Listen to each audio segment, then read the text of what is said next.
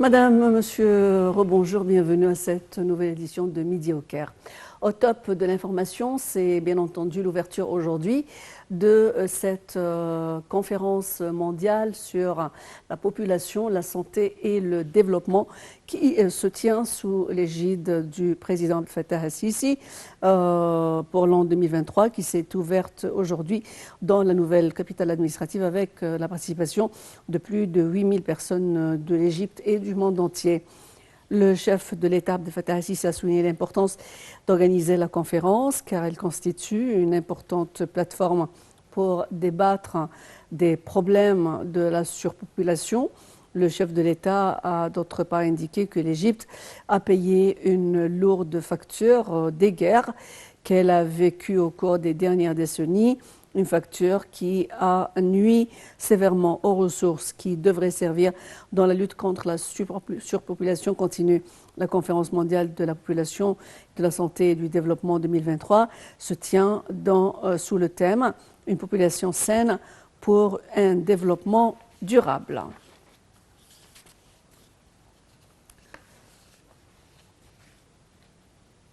Les problématiques liées à l'augmentation de la population, explosion démographique, surpopulation, au cœur des dernières années, donc, ont entraîné de graves conséquences sur l'économie, sur les ressources également de l'État égyptien. En tous les cas, c'était le thème principal d'une séance sur les défis et les opportunités de la conférence mondiale sur la santé, la population et le développement.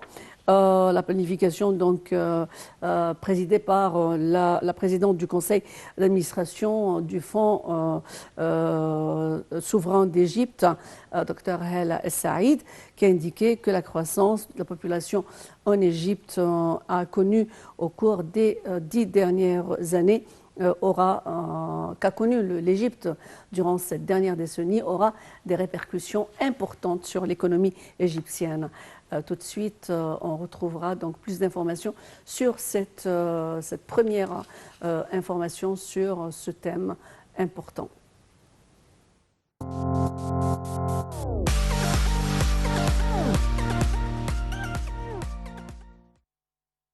L'augmentation de la population au cours des 10 dernières années en Égypte aura de graves conséquences sur les ressources de l'État. La ministre de la Planification et du Développement économique et présidente du conseil d'administration du Fonds souverain d'Égypte FSE Hala El-Saïd a indiqué que l'augmentation de la population que l'Égypte a connue au cours des 10 dernières années aura de graves conséquences sur les ressources de l'État et affectera ainsi les efforts de développement du pays. Madame El-Saïd s'est exprimée lors de la séance des défis et des opportunités de la conférence mondiale sur la population, la santé et le développement 2023 en présence du président Abdel Fattah el-Sisi dans la capitale administrative. Elle a mis en garde contre les conséquences de l'augmentation de la population sur le développement et le revenu moyen, soulignant les grands efforts déployés par l'État égyptien pour améliorer la production agricole afin de répondre à l'augmentation de la population, que ce soit à travers le système agricole durable ou à travers la réhabilitation des terres. Les efforts continus de l'État pour développer le système agricole ont conduit à une augmentation de la demande alimentaire, ce qui a incité le gouvernement à importer de grandes quantités de ressources alimentaires de base dont le blé, la viande et les huiles, a-t-elle ajouté.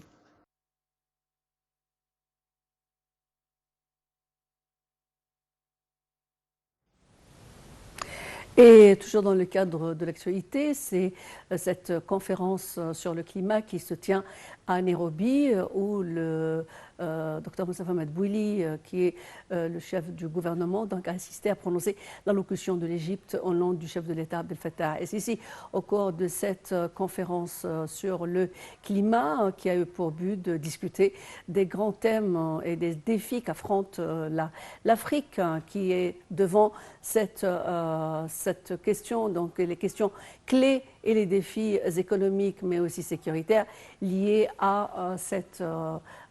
au changement climatique. Tout de suite, Shahinaz Ismail nous dresse un profil du mot qui a été prononcé par Dr Moustapha Madbouli.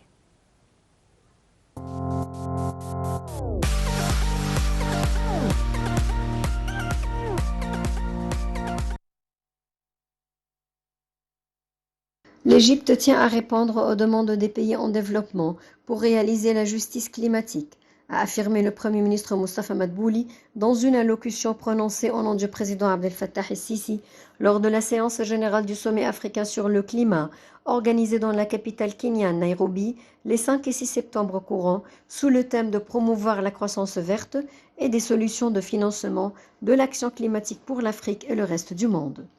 Dans le cadre de son engagement à contribuer efficacement à l'effort international pour faire face au changement climatique, l'Égypte a travaillé constamment pour parvenir à des résultats tangibles lors de la conférence de Sharm el-Cheikh qui contribue à la mise en œuvre effective des engagements en accélérant la mise en place des mesures et des projets sur le terrain.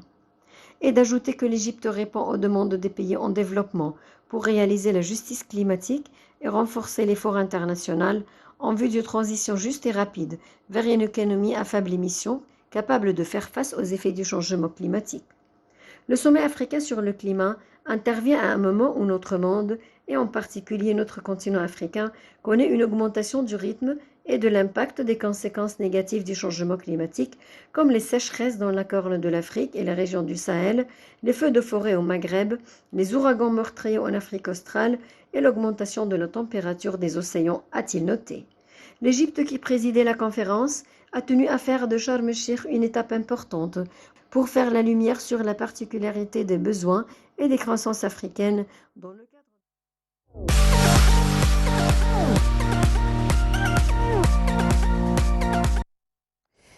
Et on passe à l'actualité internationale, toujours dans le cadre de cette question économique d'une part et d'une part aussi climatique. Il y a aussi ce rassemblement qui se passe en Inde à partir du 9 et jusqu'au 10 septembre. Il s'agit donc du sommet du G20. Le G20, bien sûr, un partenaire des économies les plus développées dans le monde, avec sur leur table de discussion un certain nombre de sujets. Il s'agit de 19 pays. Il s'agit donc également de 85% du taux de l'économie et les 2 tiers de la population mondiale qui vont discuter d'un certain nombre de sujets. L'Inde abrite cette conférence et bien entendu avec des priorités, que ce soit l'urgence climatique, l'urgence économique, mais aussi l'urgence politique, sont les trois grands thèmes qui vont être abordés. Le président américain Joe Biden donc va être présent en l'absence du chef de l'État chinois qui ne va pas être présent dans cette conférence, une première qui a été discutée par les médias internationaux. Tout de suite, Shahinaz Ismail nous dresse un profil des priorités de ce G20 2023.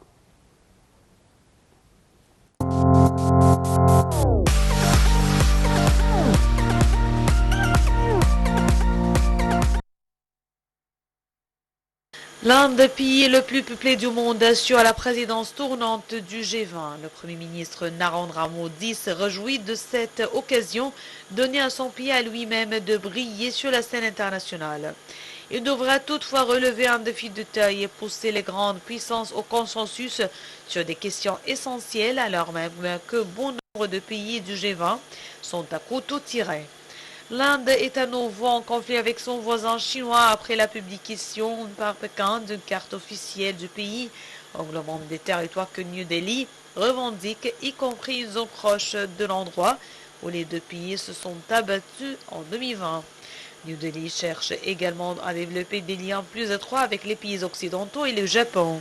M. Modi souhaite élargir le groupe à 21 pays en y invitant l'Union africaine, une initiative soutenue par le président américain Joe Biden, le chancelier allemand Olaf Scholz, le président français Emmanuel Macron et la présidente de la Commission européenne Ursula von der Leyen feront partie des principaux dirigeants de l'Union européenne lors du sommet. Les autres membres du G7, à savoir le Royaume-Uni, le Canada, le Japon et l'Italie, seront représentés par leur Premier ministre. Les présidents indonésiens et sud-coréens et le Premier ministre australien sont également attendus. Une délégation de l'Afrique du Sud, seule nation africaine membre du G20, sera conduite par le président Cyril Ramaphosa.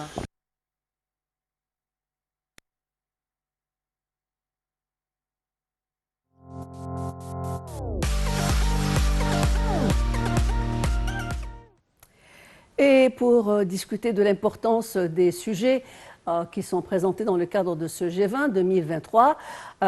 Nous avons le plaisir de recevoir au bout du fil son Excellence l'ambassadeur Medhat El-Meleghi.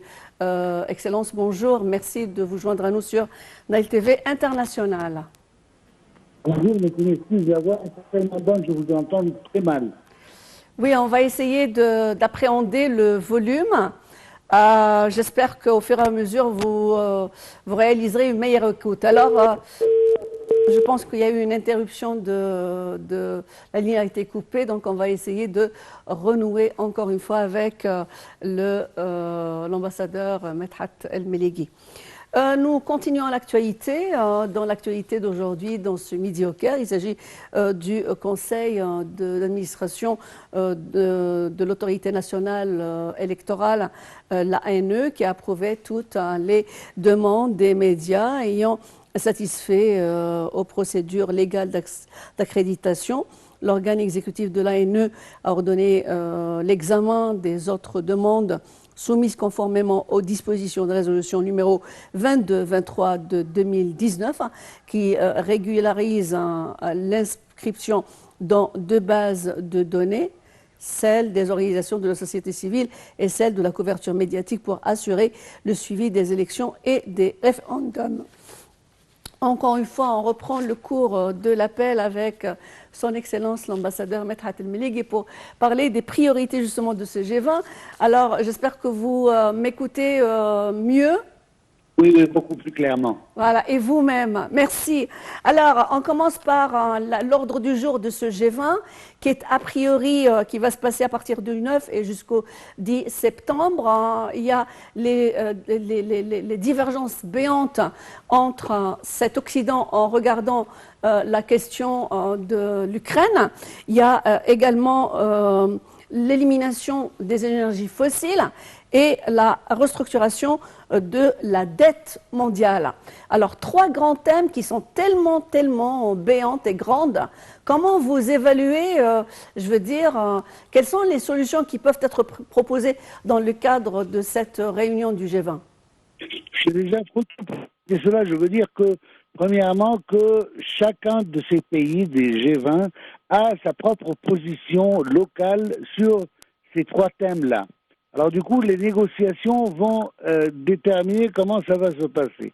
Cela dit, il ne faut pas oublier que maintenant, avec l'élargissement du BRICS, maintenant, qui commence à se montrer comme une force dominante sur la scène internationale, cela doit mettre le G20 dans une autre position. Comme on a vu avec la présence des présidents français et le Premier ministre japonais, que la question est assez pressante. Tout le monde veut savoir exactement comment on va travailler sur cette nouvelle scène mondiale. Alors je trouve que c'est une conjointe exactement à ce moment-là pour voir comment est-ce que les choses seront dirigées au futur. Dur à trouver parce que trois sujets qui sont dans le cadre de l'impossibilité de réaliser vraiment des efforts tangibles, surtout pas pour cet Occident. Donc, est-ce que nous sommes aujourd'hui devant une réunion qui se tient pour la formalité, sans que vraiment qu'elle apporte des solutions tangibles et efficaces pour ces trois grands dossiers? Non, en ce qui concerne les dettes, je pense qu'on doit sûrement trouver un problème. Récemment, la France a accueilli un forum qui était destiné seulement à cette question de dette et de comment est-ce qu'on peut les sources financières pour les pays en développement dont ils ont besoin. Alors, je pense que les pays de l'Occident, les pays de l'Union européenne sont bien informés sur la question et ils savent qu'ils doivent trouver une solution qui soit assez juste pour aider les pays en développement à pouvoir payer leurs dettes. Alors, je ne trouve pas que cette question sera la plus importante. La plus importante, je pense, sera surtout celle de la dominance sur le marché international. Est-ce que ce sera le groupe des BRICS ou bien ceux des G20, notamment avec la guerre russo-ukrainienne qui a divisé l'Occident et même les restes des pays du monde en deux camps plus ou moins sur cette question et du coup sur leur position politique et économique vis-à-vis chacun de ces problèmes. Il y a eu une polémique concernant le gouvernement Modi avec l'appellation, le changement du nom, remplacement du nom de l'Inde par je veux dire, les adeptes de la religion donc, locale hindoue. Comment vous voyez la question? Ben, je trouve que ça, on va sûrement trouver une solution. Mais le plus dangereux, je trouve que c'est un peu le début d'un petit malentendu, ou je n'ose pas dire le mot conflit, entre l'Inde et la Chine en ce qui concerne la dernière carte publiée par la Chine qui compromet des terres que l'Inde revendique. Et cela peut causer des problèmes, notamment au niveau des BRICS, pas forcément au niveau des G20 qui comprend aussi les pays de l'Occident. Oui. Alors, comme je vous ai dit au début, chacun des pays, des 20 pays, si vous voulez, a sa propre position. L'idée, c'est comment est-ce qu'on peut trouver un bon résultat avec tous ces divergences entre les différents pays. Oui, l'idée, c'était simplement parce que ça fait référence à ce gouvernement dit de droite ou d'extrême droite en Inde. Je veux dire que chose qui n'a pas plu aux médias internationaux. Bref, de retour à cette question de friction entre blocs, je veux dire des économies émergentes, type BRICS, comme vous venez de le relater, et l'importance. Quel est est-ce que le BRICS exerce vraiment un danger pour le G20, le G7, et c'est toutes ces représentations colossales des plus grandes économies mondiales? Je peux dire que le BRICS, pour le moment, il est en train de se former vraiment en une force qui soit assez dominante. Mais pour le moment, c'est la question de formation. Je ne crois pas qu'à ce moment-là précis, il représente ce danger pour les G20. On peut parler plutôt des coups, par exemple, adressés d'une manière indirecte à la France, par exemple, en Afrique, avec toutes les révolutions qu'on voit en Afrique en ce moment, qui peut un peu affaiblir la France, qui est un des pays les plus forts du G20. Alors, c'est questions indépendantes l'une de l'autre, mais à la fin, cela donne une carte qu'on peut voir devant nous, qu'il y a un nouveau monde qui est en train de se former. Les BRICS, c'est une force qui représente plus de 30% du marché mondial, ce qui veut dire qu'il y a une certaine valeur. Chacun a son propre agenda. Alors, pourquoi est-ce qu'il joint? Qu'est-ce qu'il attend de là? Et inclut l'Égypte certainement comme un pays récemment admis. Qui vient exactement adhérer à cette... Oui, alors les dernières minutes qui restent de cet entretien, pourquoi le président chinois, je veux dire, déserte ce rendez-vous bien sûr, il y a le président américain, Joe Biden, qui va être présent. Comment vous l'expliquez? Est-ce que c'est encore par rapport à cette friction qui existe entre les blocs, le bloc émergent BRICS, avec ses 11 partenaires de plus, ou est-ce que c'est une question de différends classiques entre les États-Unis et la Chine, encore une fois? On ne peut pas nier qu'il y a actuellement une provocation américaine pour les Chinois en ce qui concerne la question de Taïwan. Les Américains poussent de toute leur force à provoquer la Chine, c'est ce que je vois. J'espère que ça ne va pas aller à avoir une nouvelle guerre à côté de celle russe-ukrainienne, mais je trouve que la Chine a une position très ferme en ce qui concerne Taïwan, et les États-Unis ne veulent pas reconnaître cette position. Du coup, il y a cette provocation. Les Chinois n'ont rien de plus à ajouter après la récente réunion du BRICS, la conférence du BRICS qu'il y a eu dernièrement. Alors, je trouve que si les États-Unis n'expriment pas une volonté à pouvoir bien négocier avec le géant chinois, on risque d'avoir des problèmes. Mais les Chinois, eux, de leur côté, Oui. Ils voient comment la provocation a donné à une guerre avec la Russie, qui certainement, malgré tous les efforts de un la très Russie, grand quand même, dossier elle peut-être. affaiblit à un certain point Oui. ce grand pays. Et eux, ils ne veulent pas quoi que ce soit qui intervient avec leur croissance économique et comment ils essayent de dominer le monde économiquement. Alors, Alors, merci pour votre intervention. Le temps nous manque. Merci beaucoup pour avoir illuminé cette tribune, l'ambassadeur Medhat El-Meligui. On vous retrouvera bientôt pour peut-être discuter cette question de différends autour de Taïwan. Mesdames et messieurs, cette édition de Midi au Cœur vient de se terminer, mais l'information, elle, continue sur la TV internationale. À plus.